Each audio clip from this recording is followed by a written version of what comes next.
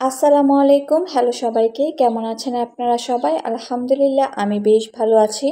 আজকে নতুন আরেকটি ভিডিওতে আপনাদের সবাইকে স্বাগতম। আপনাদের নিশ্চয়ই মনে আছে আমি রোজার বেশ কিছুদিন আগে আমার একটা বন্ধুর বিয়েতে গিয়েছিলাম।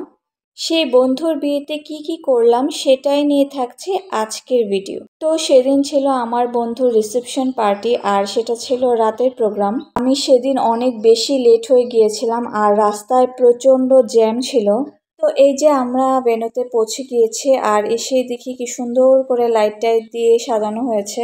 আর সিঁড়িতে উঠতে গিয়ে দেখলাম যে সুন্দর করে এখানে ব্রাইড এবং গ্রুমের নামের একটা banner, wedding reception of Abir and Sumana. কি নিশ্চয়ই অবাক হয়েছেন আমার নামটা দেখে। ঠিক এভাবে ইনভিটেশন কার্ডে আমার নামটা দেখে আমিও অবাক হয়ে গিয়েছিলাম। আসলে আমাদের নতুন বৌদির নামও হচ্ছে সুমনা। আর আরেকটা মজার বিষয় হচ্ছে আমার বন্ধুর বড় ভাইয়ের ওয়াইফের নামও হচ্ছে সুমনা, মানে আমরা 3 সুমনা আজকে একসাথে হতে যাচ্ছি। আর এই যে সুন্দর সুন্দর ডেকোরেশনগুলো দেখতে পাচ্ছেন, এগুলো সবগুলোই করা নিকুঞ্জ ইভেন্ট ম্যানেজমেন্ট। ওদের পেজটা আপনারা একটু ঘুরে আসবেন, অবশ্যই আপনাদের অনেক বেশি ভালো লাগবে।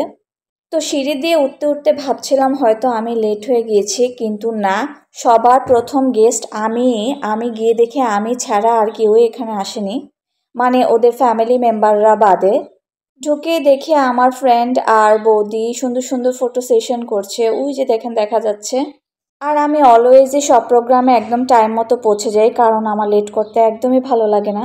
আর এখানে আমি আমার বন্ধুদের জন্য ওয়েট করছিলাম আর বসে বসে একটু কফি খেয়ে নিলাম, কারণ সেদিন হলিডে ছিল না। আর আমার ফ্রেন্ডরা অফিস শেষ করে বাসায় যাবে, রেডি হবে, তারপরে আসবে।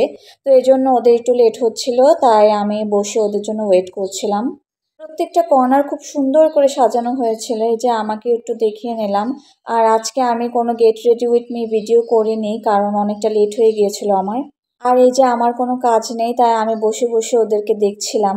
অ্যান্ড আমি অলওয়েজ আমার ফ্রেন্ডসদের এই ধরনের প্রোগ্রামগুলোতে যাওয়ার চেষ্টা করি, কারণ এই ধরনের প্রোগ্রামেই আমাদের সব বন্ধুদের সাথে একসাথে দেখা হয় অনেক বছর পরে।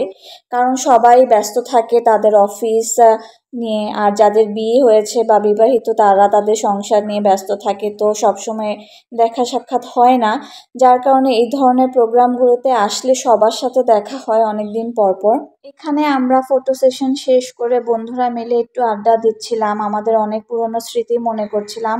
আর বৌদিকে বলছিলাম আর কি নেক্সট বিয়েটা কার হবে, আর নেক্সটে কার বিয়ে হবে সেটার ভিডিও আপনাদের সবাইকে দেখাবো। তো আজকে এ পর্যন্তই। ভিডিওটি কেমন লাগলো অবশ্যই কমেন্টে জানাবেন এবং আমার পেজে লাইক এবং ফলো দিতে একদমই ভুলবেন না। যারা ইউটিউব থেকে দেখছেন অবশ্যই আমার চ্যানেলটিকে সাবস্ক্রাইব করবেন। Thanks for watching.